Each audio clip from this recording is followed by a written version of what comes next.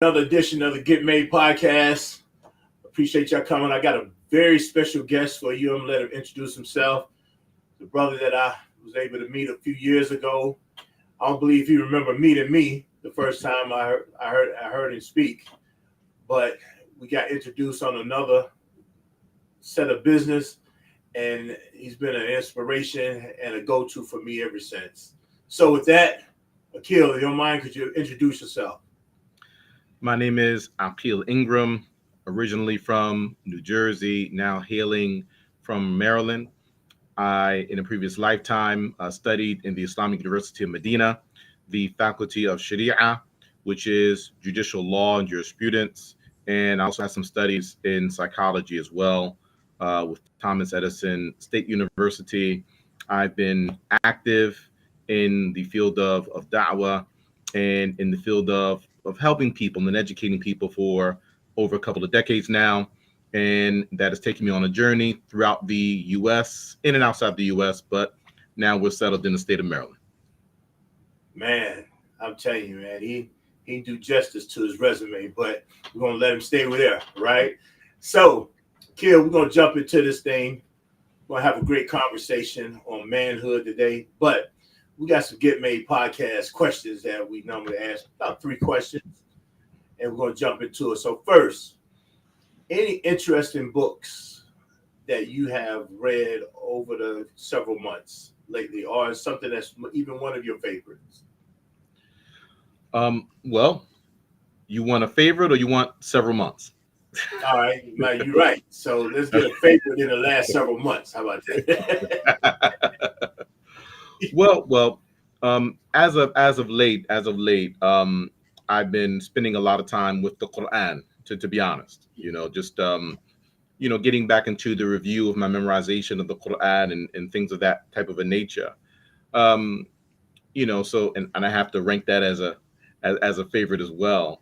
Right. But beyond that, there's John Maxwell, the 21 irrefutable laws of leadership. Mm-hmm. And on the religious side of things, there is a particular work that I've also kind of been reviewing in law called Road al-Murbi', and it's a legal text that has to do with Islamic law, particularly from the Hanbali approach to Islamic law. So I've kind of been in that space and been doing some reading on marketing as well. So kind of a little bit of this and a little bit of that. Yeah, right. So, any interesting philosophers as far as men are concerned? I'm going to stick straight with men that you may have encountered or reviewed within your lifetime. Yes. So I would have to say 2 people come to my mind immediately. Actually 3. 3 people come to my mind immediately. The first one is my father. My father has always been a very strong and influential male figure in my life with regards to education, intelligence, with regards to being independent, with regards to entrepreneurship. Throughout my entire life, he's always been an entrepreneur and has been profound in the field of real estate. And I've taken lessons from him and watching his life develop throughout my life. Firstly. Secondly, I would have to say one of my teachers who happens to be from Kuwait. His name is Sheikh Salam Ibn Sa'ad al-Tawil. May Allah preserve the Sheikh. And he is, for some of us that may not know that particular name, he is one of the leading students of Imam Ibn Uthaymeen. May Allah bestow mercy upon his soul. And he is an excellent example to me in being courageous and in making sacrifices in order to give Islam to the people. And he's always engaged with the people in education and da'wah and things of that nature. And thirdly, is actually a friend of mine. If he sees this, he may be surprised by it. But a friend of mine by the name of Kareem Abd Salam, has always been very inspirational to me. Highly intelligent individual, very articulate, very well educated, very profound in politics as well, in several areas of our country, from behind closed doors, and he's an entrepreneur himself, and has achieved much, has been well off for some time. Wow. Well, we might have to get acquainted with him. You know what I mean? If you definitely are looking at him in that. And the last question, and this is going to pivot into our discussion today. What is your opinion and your thoughts on the state of manhood, and especially Black manhood? I appreciate that. So we're going through a shift. We're going through a shift, and hopefully a resurgence. The time period that we're living in, manhood is definitely being challenged. Is being challenged from the perspective of the broad base of men in our society. But interestingly enough, though, we see the challenge there, but it is almost as though the challenge that is present is being orchestrated by men above that in order to keep other men in a certain position in society. Right, that's the way it appears from where I'm standing. All right, you're going to dive into that one, man. That I can't let you get away with that, right? You're going to have to get into that one a little bit, right? So, why don't you expound on that just a tad, if you don't mind? Yeah, so definitely. So the society that we live in is a social construct. That's actually what it is. Our society as it is has been designed to be as such, and clearly is being directed in a very particular direction. And just being a student of history, nothing even conspiratorial, just looking at how our country has developed over, let's take the last 100 years. Let's say 100 years ago, we were entering into the industrial age, and it was a time of manufacturing things, and we were in need of people capital. We needed a whole lot of people to manufacture all the stuff to fill our country up with things so that we can buy them. Right. So that in and of itself, that gave birth to our educational system as it is structured now, the school system, all the way through this terminal master's degree with a professional degree, right? And later on, as we shift into the information age, coming into the 90s, and now we're starting to get online and things of that nature, and information is moving faster, and we don't need as many people and as many strong men to be physical as they needed to be in those factories. And now with that, the appearance, right? The appearance is that now that control has been established, now that finance has been established, economy has been set. Now it seems to be a need to protect that from any threats. So men being men, and men not wanting to be controlled, eventually if we identify that we are living our lives in such a way that is really to the benefit of others and not ourselves, and we're not benefiting from that, this is something that may cause men to rise up. So there's a need to suppress that. So how can we suppress that? Possibly through population control, possibly through adjusting the education that we receive, so that we think it is better to live a life that is not quite as masculine, right? And other things as well, but we don't want to go too far off on that tangent, and I don't want to take up too much of the conversation either. No, man, you're not taking up the conversation at all, because my thought here is, you kind of opened up a couple of cans at that point, to be honest with you. But I'm gonna dig into this one.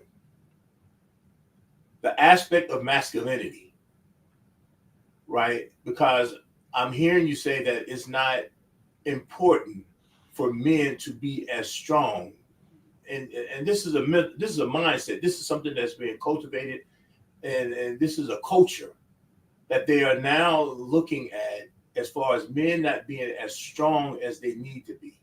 So right. they are softening In this current social construct. But yes, go ahead. Exactly. And so in this climate that we are living now, the softening of masculinity is at its worst. If you ask me, when I say it's worse, it's high right now. We got a lot of men who, from my opinion, act like a lot of women, right? Especially from an aspect of being emotionally deregulated, right? So I want you to kind of look at that and talk about that if you can, just from an aspect of that aspect of masculinity and the emotional deregulation of it. Yeah, so perhaps we should look at what a man is so that we can talk about manhood and masculinity. And Okay. of course, the perspective here is an Islamic one. We Okay. have from the scholars of the past, a scholar by the name of L.P.C, and he has a dictionary that's referenced by Islamic scholars where he defines what a man is. And he states that a man إنما هو إذا احتلم وشب, that a man is considered to be a man once he becomes pubescent, once he enters into a state of puberty and enters into the onset of his strength, right? That this Okay. is what a man is. But he goes further. He also states, وَهُوَ رَجُلٌ سَاعَةٌ يُولَدْ. He also says that he is considered to be a man at the moment he is born, right? Or in our English vernacular, he's considered to be male at birth. At birth. Mm-hmm. So as Muslims, in the nature versus nurture conversation, we're going to be inclined more so towards nature than nurture. Okay. And he also mentions that a man is kathir al-jima'. A man is one who has the ability and has the drive, or at least his goal. He has the ability to have intimacy with frequency, right? So you find these things in him defining what a man is. And I say this because when we speak to adolescents, the teenage years, we have this thing in our minds that, okay, from 13 to 18, you're a teenager, and then you're an adult when you turn 18. Right. That's something that hasn't existed for that long. That's something that may have only existed in this way for just over 100 years or a century, a little bit better. Mm-hmm. But from the standpoint of Islam, from the point in time that you enter into puberty, you are an adult. You're a young adult, but you're an adult. This concept of adolescence, we don't have it in that way. So we're going to begin treating like an adult with adult responsibility from this point forward. It's not this thing of delaying adulthood so that we can offer you further training in indoctrination before you enter into the society, right? That began to be put into place, as we stated, during the industrial age, when it was a need to develop people for the goal of aiding the economy, right? Okay. So yeah, that's what a man is considered to be. So then let me ask you this right quick, and I want to hit that, and then I want you to kind of drill back into what we're talking about right now, because we're talking about the industrial age, but it was more important in the agricultural age, right? Especially having boys to be able to do that type of labor. And so they experienced labor at a very early age. In essence, labor then became a mechanism to be able to cultivate manhood. Did that make sense, what I just said? Absolutely, 100%. I'm with you. Okay. And so now we move from an aspect of the agricultural age and then this industrial age, which then, they want to take, especially for black men, they want to take you off the farm, out of slavery and give you a tad over slavery, low wages and all this other type of stuff here. But they need the manpower, right? Right. And so in that, you are then still talking about labor being the motivating factor for cultivating manhood. Right. All right. Now, that also coincides with, as you say, one coming into puberty, right? But the cultivation of it started before puberty. Now, I want you to kind of see if you can make the connection of what it is that you're telling me right now, and then expound on it a little bit more based upon the information that the scholar has in his book. Yeah, so excellent. So what we're finding is that there is an elimination of that, right? So there's an elimination for the physicality of the man. There's an elimination for the leadership of the man. There's an elimination even for the man to be able to provide. So these things that typically a man would do, either the capability or the skill sets or the need is now being taken up either by the government or by the woman, right? By design. So the more we get into machines, and the more we get into now, because we're beyond information, we're beyond internet, we're into artificial intelligence now. Right. So the attempt is to eliminate the need for a man to be these things. Now, but not to demerit all of this in entirety. As I mentioned my father earlier, one of the lessons that I did learn from my father, though, that he always told me, he would say, if you learn how to work with your mind, you will always be able to provide for yourself. But if you only ever learn to work with your hands, you can only earn as long as your body can hold up. Right. So I say that not to demerit all of this in entirety, because society does have to advance. Society does have to advance. However, when we eliminate the man from being a man, when we eliminate his ability to lead, when we eliminate his ability to provide, when we eliminate his ability to protect, when we eliminate his ability to educate, when we eliminate his ability to properly rear a family, well, then this makes society much more pliable to be formed to whatever is in the benefit of whoever is control of society at that particular time. Wow. And you know, we're having this fight on a lower level, which, you know, they would call these gender wars, right? And everybody wants to, you know, pick and choose on and pick at the eye at the men are the protector and maintainers of women, right? So, and so forth. And you can kind of expound on that a little bit more. But what I'm looking at and what I'm hearing you say is that the system that is actually in play to reduce the man, right, does not even allow for him to really pick up that particular verse in its fullness.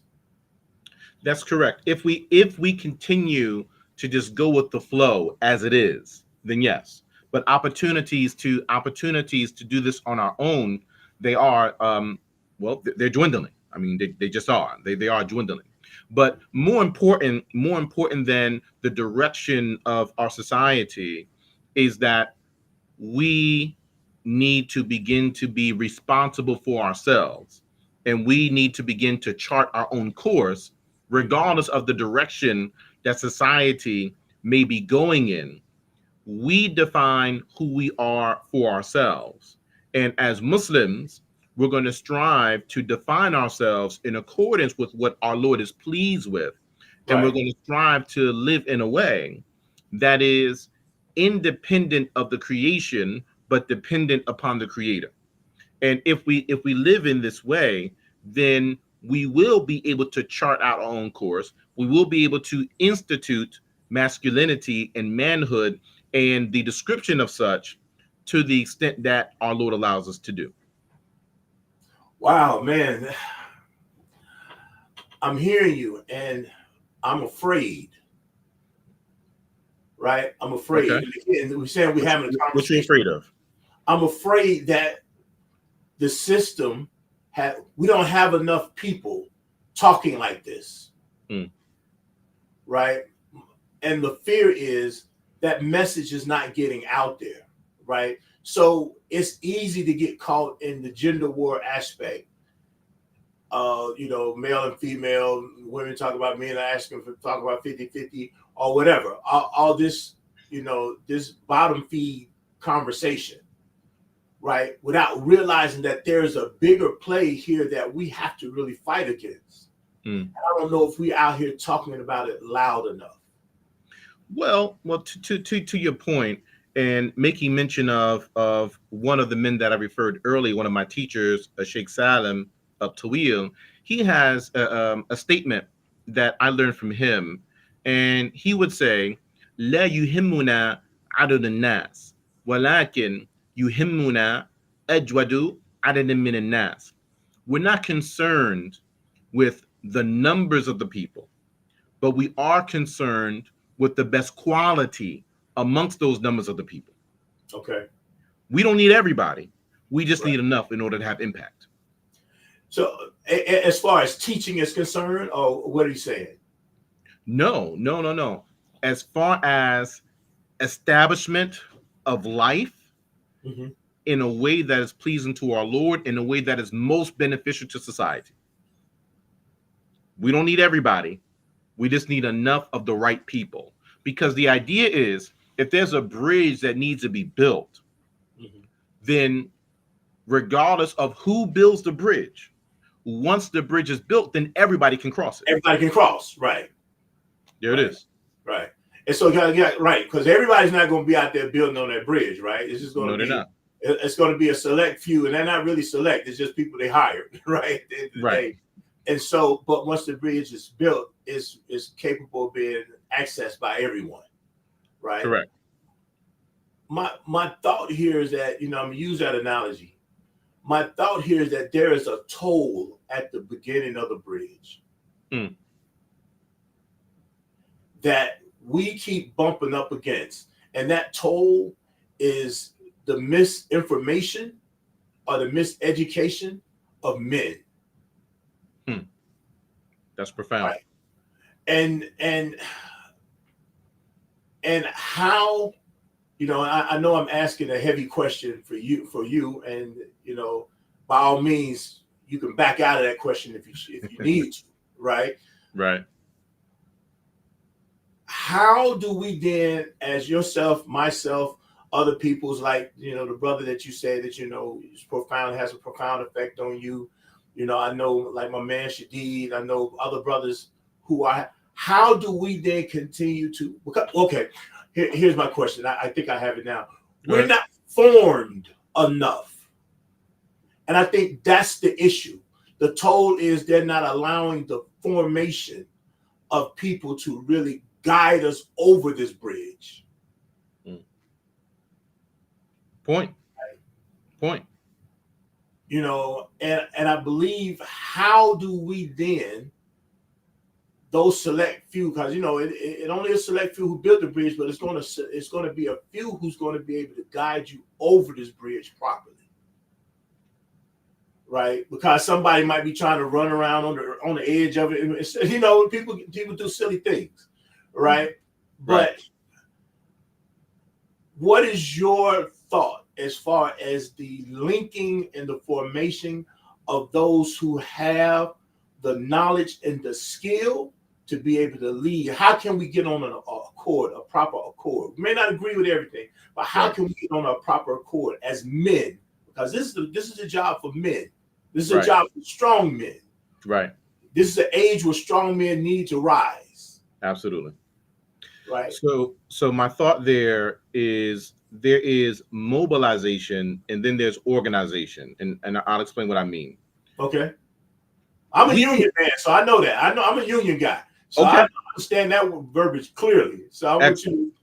Okay. Excellent. Well, then for the audience, then. So right, for the audience, right, for our audience. I'm sorry. mobilization, perhaps there is some emotional orator. There's someone who has the ability to bring attention to a hot item at this point in time.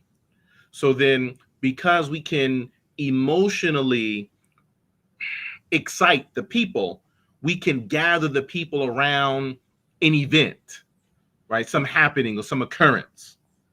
But after we've mobilized the people, well, we go through this event, we say we're going to say, we get out our emotion, and then it kind of just dissipates. And this often happens with not always, but often does happen with, let's say, protests, for example, right? We're just getting out our emotion, and once our emotion is deflated, then it's back to work as usual, right? Or back to life as usual, I should say. And so that's mobilization, and it has its utility, right? It has its place. But then there's organization. Organization is not looking at necessarily just personalities and just events. When we're organizing, we're looking to a broader vision in order to solve a very specific problem permanently. And we're looking to put things into place in order to solve that particular problem. So now we're working with ideas and not just an event. And when we organize ourselves, yes, personalities will have their place in the organization, but the organization should not be premised upon the personality in and of itself. So when we're doing this now we're building. And this is something that requires like minds to come together to begin to address this. But the challenge, to your point, and what we have to get past as a people, is that the work you're talking about is generational work. We're talking about sacrificing 1 to 2 generations in order to get to where we need to go. And a lot of us either are not willing to do that. We're not willing to sacrifice our lifetime to something that we won't see the fruits of it in our lifetime, not to mention the immediate. Right. So so there's that, but we need to get there though, right? Well, and you know what? And you know what? It gives me a thought when you just said that. Why I see now why the Prophet Sallallahu Alaihi Wasallam, he said the best generation. He described the best generations, right? Those his Sahabas, his companions, those that followed them, and those that followed them, right?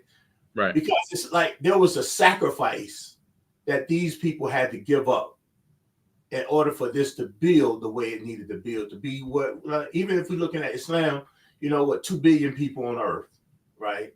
It started from really a handful of people. Correct. Right. And we don't, I think that's the model. And you said it here, a lot of us are not willing to make those sacrifices right now. We had those people who made the sacrifice as far as, and I'm talking about just for manhood at this point. Yes. Right? We had people who made sacrifices for the Black movement, right? Who suffered, who did what they needed to do in order for us to be where we are today. Sure. Right? In some regards, right? Sure. Absolutely. So, but now we look at this aspect of not being in a position of being able to do it. And I'm going to lead this into something that, I'm always talking to you about. And, you kind of explained it real nicely last year when we was up at the marriage retreat. But we look at personalities because that's something that we have to really look at. And we have alpha, beta, sigma personalities. And how do we organize that within this group? And first, I want you to kind of expound on those personalities and then give me your thoughts on how to gel these things together. Sure. We speak about these things, alpha male, beta male, sigma male. We say these things. We say these things. But really, it's seen as pseudoscience. right? It's Okay. seen as pseudoscience. Come And, with and it. the reason why it's seen as pseudoscience is because not that these terms didn't exist, it's that prior to the 90s, these terms, this language was only really utilized to study the behavior of animals Mm-hmm. in their natural environments. Right. So it's really in the 90s where we begin to see some crossover, where this terminology begins to be applied to human beings, Mm-hmm. right? Mm-hmm. You find it if you want to look into the discussions, you'll find it with, for example, Al Gore when he's running for president and how the media is beginning to speak about him. They begin to speak about him in terms of being a beta male, and Mm-hmm. he's going to need to be an alpha male if he wants to be the president, Mm-hmm. right? You'll see it in the PUA community, Mm-hmm. the pickup artist community, with Strauss's work, The Game. He starts using the term alpha male. It gets popularized around 2005 forward. This kind of gets into the public sphere. And then, around 2005 and 06 forward, now we're getting on into the internet, and now we enter into this internet space, and it begins to permeate, and we have the discussion about the manosphere and things of that nature. But this is where it's coming from, just so that we know where it's coming from. Mm-hmm. And from the standpoint of psychology, though, regardless of the terms that we use for it, the concepts of it are discussed in what's called evolutionary psychology, right? Okay. Evolutionary psychology. That's where you're going to find these concepts where people are drawing from, either directly or indirectly. But when we speak to the alpha male is describing a type of a man, and this type of a man is seen as a dominant man. He's seen as a go-getter. He's seen as one who would deem others as subordinate to Mm-hmm. himself. Mm-hmm. He's seen as one who will put others into place based on his will and needs, Okay. right?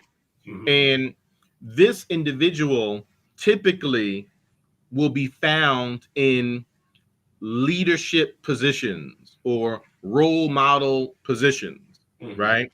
Mm-hmm. So think, for example, it's not uncommon to see someone that may be described as an alpha male as a CEO of a company, or one who is leading a sports team, the Right. star of a sports team, things Right. of this type of a nature, right? Leading entertainers, right? Things of this type of a nature. So that's the alpha male. Okay. The beta male is the opposite of the alpha male, in that the beta male is one that is being led by the alpha male. Mm-hmm. So because the male is being led by the alpha male, he's subordinate to him.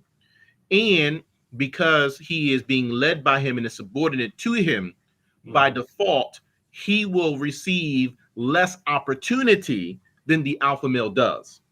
Because the alpha as far as male, shining, as far as trying to shine, or as far as trying to be heard, or in what regard? as far as trying to shine, as far as trying to be heard, as far as opportunities for income, as far as opportunities with women, across the board, right? Okay. Popularity, right? He will receive less, and the alpha male will typically receive more of those things, and the Right. beta male has to receive the scraps therefrom. Right. There. Right? Okay. Whatever's left over after the alpha male is done. He get to pick, he get to pick whatever left over. Right. Correct. Get The alpha male gets to pick of the litter, and the beta takes whatever left over. Go ahead. No, I'm saying he doesn't get to pick of the litter. The beta does not get to pick of the litter, right? Following this line of thought. Mm-hmm. But the interesting thing here, though, is that in order for the alpha to exist, the alpha is in need of the beta, and the beta is in need of the alpha in order to exist. Okay. Right? Their existence is based off of what they can receive from the other, right? Mm-hmm. So it's an external projection, and then there's reception based on that external projection. And because of this, mm-hmm. it becomes interesting. you have a third type, and there are more than three. We don't have to get into Right. the There's other. more than three, right? But there are more than just three. But these three are probably one of the most interesting ones of them at this point, right now. Sure, absolutely. So there's the sigma, right? The sigma doesn't classify as alpha or beta in their descriptions. Right.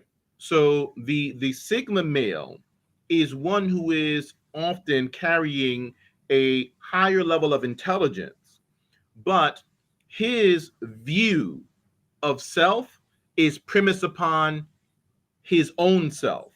He's determining how he views himself, and he's determining how he views the world. And the sigma is not in so much in need of others in order to justify who he is. Right. He doesn't need their validation. He doesn't need the world's validation. Correct. The sigma doesn't need the world's validation. Mm-hmm. So because of this, the sigma often functions as a blind spot for the alpha. Right. The sigma doesn't need to tell the world who he is and what he has the ability to do. Mm-hmm. But the sigma is often very observant, and the sigma is often looking to the betterment of society or what individuals may need and looking to fill that. Mm-hmm. So because of this, the sigma often has an ability to understand and to relate to others to the standpoint that the quote unquote betas become comfortable with this individual. Mm-hmm. But the sigma also has the leadership capability of the alpha. Okay.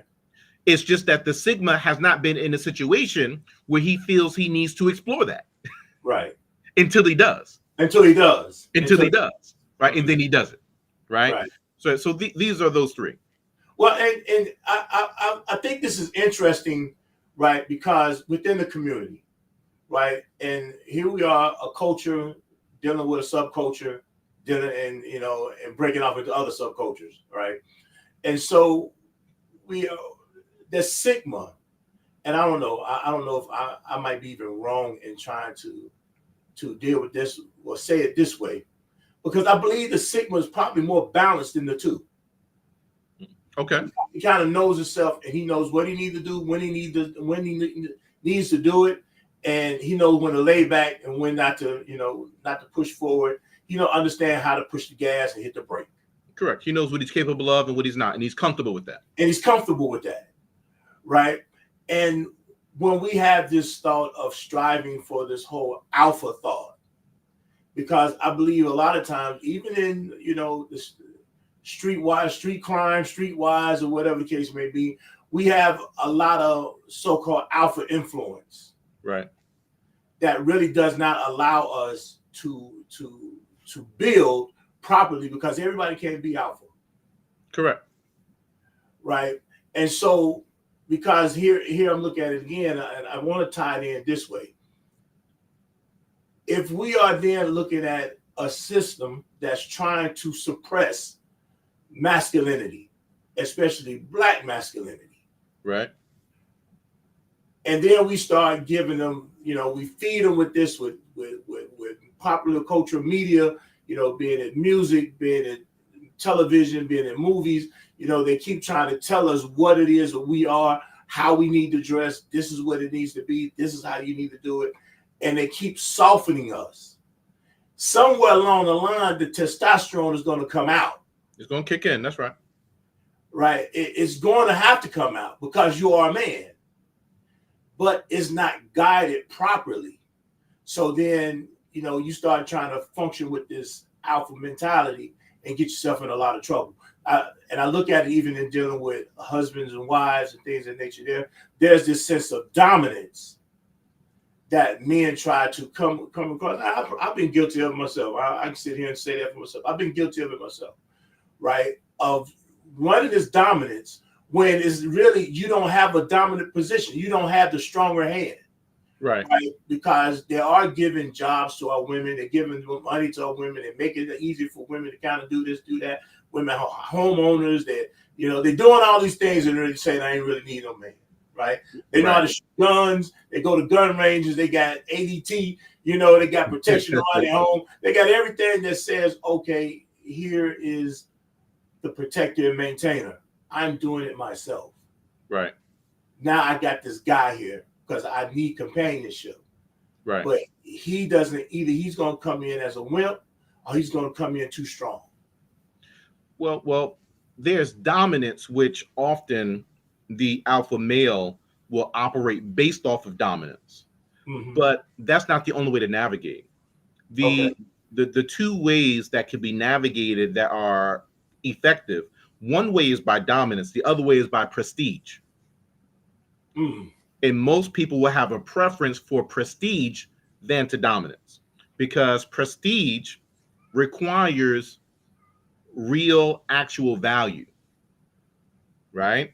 So it requires that you have finesse, not force. You have intelligence about yourself.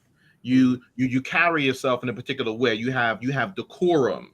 You have know-how. You have soft skills. You know how to navigate people and situations. You have life experience, and you're not just basing yourself off of just brute force, right? Just brute force and just raw, whatever the brute force is. That brute force could be your physical strength. That brute force could be your money. That brute force could be the position that you have, but it's still just dominance and brute force.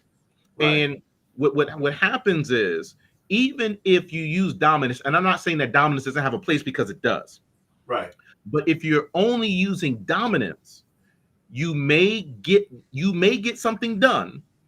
You may cause people to get in alignment, but it's not out of love for you, and it's not out of trust for you. It's because the people don't have another option.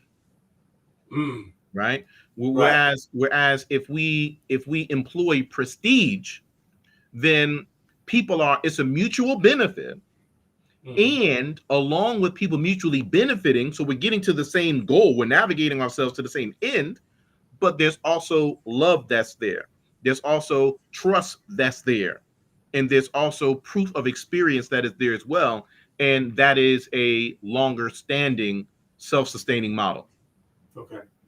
Well, then because, again, because you have some men who feel like, in this day and age, you have some men who feel like, okay, they don't understand the aspect of prestige, because the only thing that they see the world is functioning off of is, this dominance of, if I got the money. Matter of fact, I had a professor who used to say, when in my graduate school, he used to say, "He who has the money wins." Not always. Right? But that was his philosophy. Right? Okay. It really isn't, right? But it's like, but we take that on, and you have some, even some women say, since I'm making this money, I'm doing this, I'm helping you out, I don't have to listen to you like that. Right. Or you got some men who may feel like they've been cut off at the knees. I'm gonna put it like that. I'm gonna go a little lower than where I was going to go, but I'm down to the knees. They've been cut off at the knees because the women are helping them, right? Because they feel like we live in a society, we had all this going on, and in order for us to make it, it needs to be a 2-income household or a 3-income household or whatever that looks like, right? And they don't understand the aspect of prestige, influence. Because that's what we're talking about here, influence. Correct, influence, you're right. And so they don't have this understanding of how to engage with influence. So the only thing they know how to do is, pay their way. They're giving money, they throw money at everything. If she mad, go buy her something. You know what I mean? If something wrong, go pay for it. Whatever that's all we've been cultivated to know. Right. And for some of us, the money gonna run out real quick doing that. Right. And then you're in trouble, because at that point you throwing your hands up and she looking at you like something wrong with you. Correct. How do we then engage men about understanding this thing of prestige or influence? How to cultivate more of those soft skills, the finesse, as you called it earlier, and these things. What is a way? Because we want people to walk away with something other than the problem that we've been discussing, right? We Yeah. want to walk away with something. Yeah, there needs to be a rites of passage, right? So in my upbringing, and I'm sure you're familiar with this in your time as well coming up, in my upbringing, we came up with something called the cotillion. Okay. And in the cotillion, we're taught, right? We're cultured on manners and on manhood and how to interact with the woman and what's your vision for society and just how to be a man, right? Mm-hmm. So there needs to be, again, some form of a rites of passage, or just for a more simplistic word, there needs to be manhood training, regardless of how far you are into your manhood, right? Right. And, Right. and I say that regardless of how far you are into your manhood, because not all, but many of the people that you're describing, that they just want to just throw money at the problem and they're just, it's just external, right? External things, and it's not a thing of deeper connection and influence, as you said.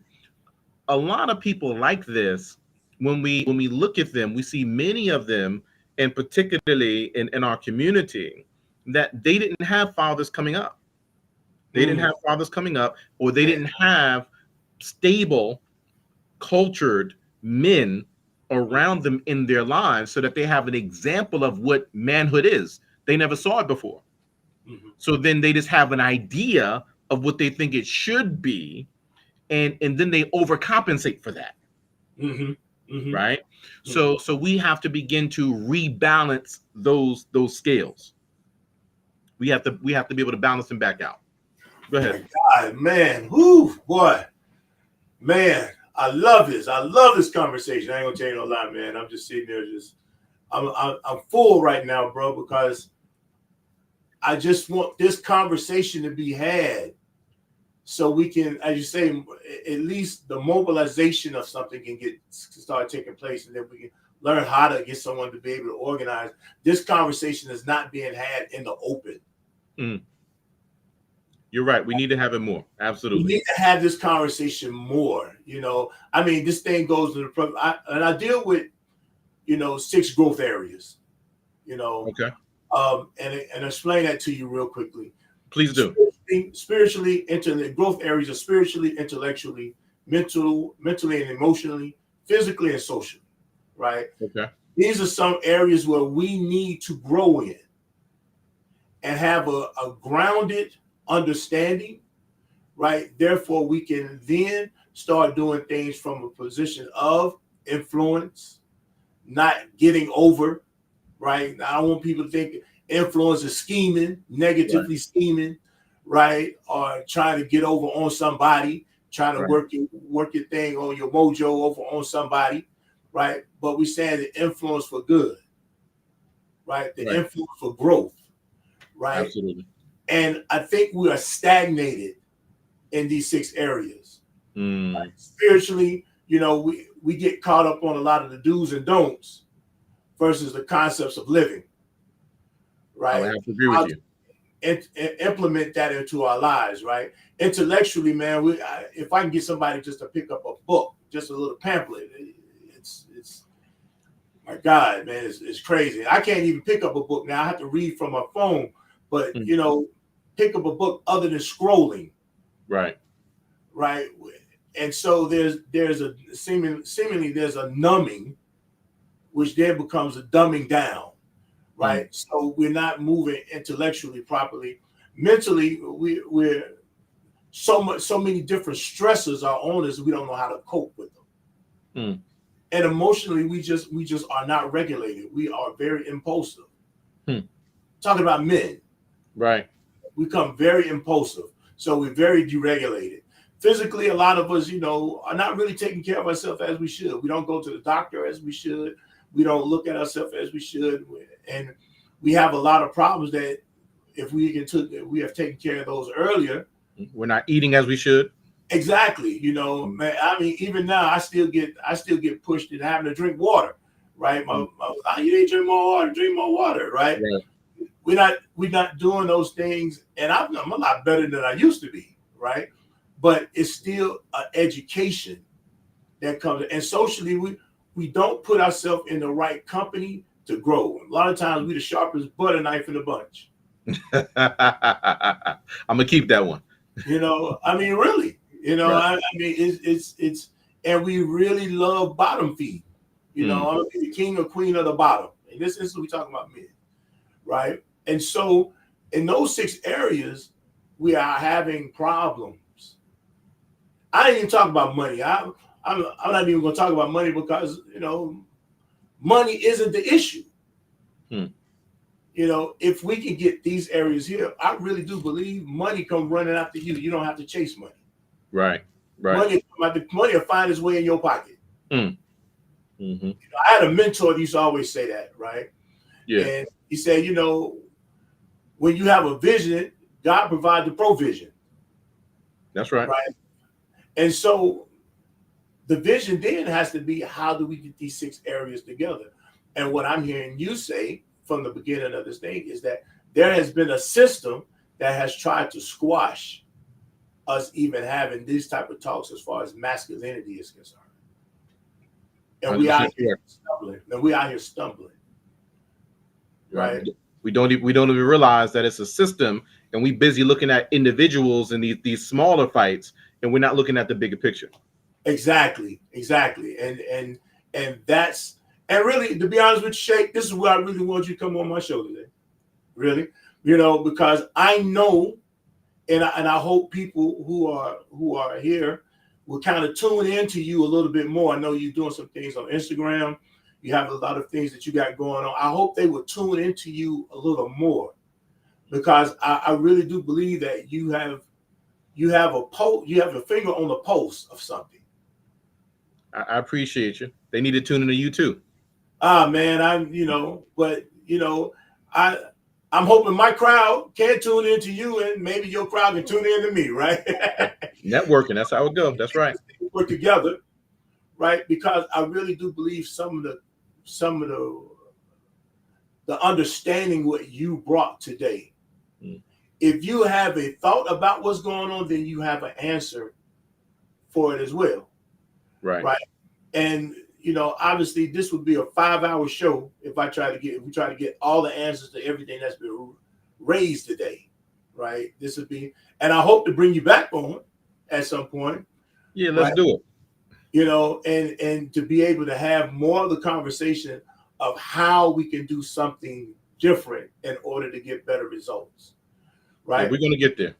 Yeah, and God willing, inshallah, God willing, because I do have a crowd that's Muslim and non-Muslim as well, right? So I want them to understand, and you gave a real, I love how you explained everything that you actually said today as well, even in another language, right? And so I definitely appreciate that. So with that, I told you I was going to keep you at a certain time. I wasn't going to make you go over, no, because I can stay all day and have this conversation. Yeah, right? We know you a talker. Yeah, for real.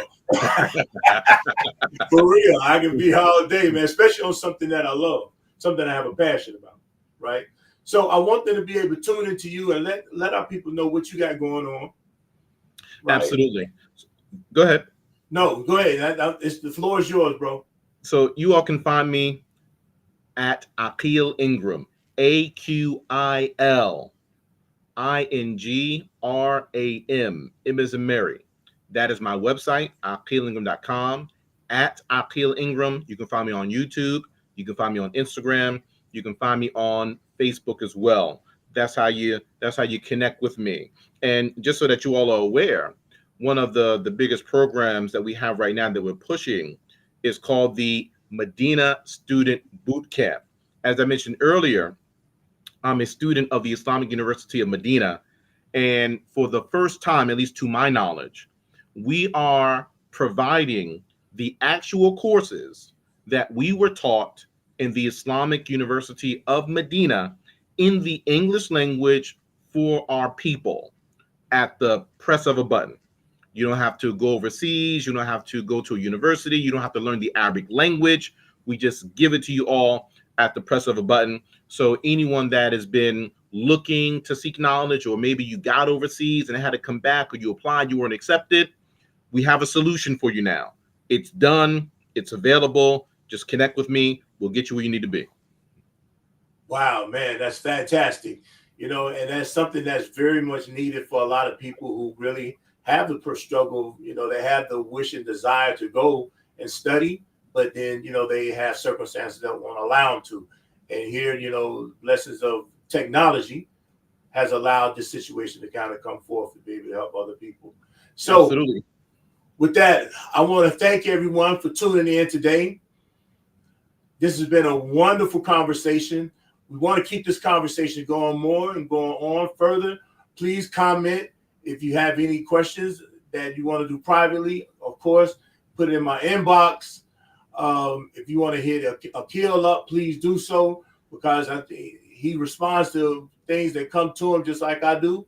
And so we want to make sure that we have an understanding of manhood. And believe it or not, sisters, you have sons, younger sons, hit us up. We want to be able to help them as well, because again, this manhood thing, as he explained today, starts even before puberty, right? And this is something that we've been coddling our boys long enough, right? And so they need to step into this thing of manhood, and they need to start stepping into it early. I think we have some answers here for you. Y'all hit us up, and y'all gonna see us again next week. Of course, stay tuned to my 15-minute Friday frenzies.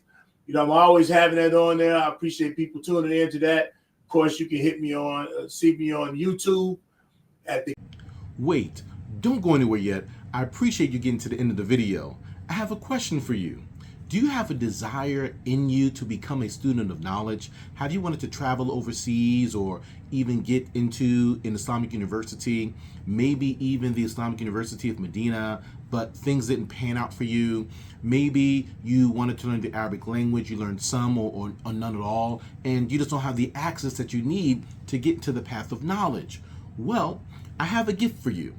We have put together a program for you where we give you the experience that we had in the Islamic University of Medina, the actual courses in the Islamic University of Medina, remove all the barriers and just give you the experience. You don't have to know Arabic, you don't have to travel overseas, you don't have to get accepted in university. We are calling it the Medina Student Boot Camp. We give you that and so much more. This sounds like you? Click the link below. See you on the other side.